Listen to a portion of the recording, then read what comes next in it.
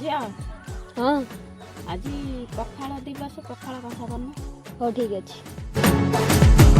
पखाल कुजिए पानी भात कहे चढ़ी जीव सिए बुझेनी दही बरा खाई जिए दही पानी न पिए से ओडिया खाइबा जाने आम कथा मिठा जेमिति पोड़ पिठा नरम नरम मनटा ताड़िया नरम भाबिकी केंची बनी छुरी खाई कपुआ में भारी लड़ुआ आमे ओडिया भारी बढ़िया लो सजनी ओडिया भारी बढ़िया आहा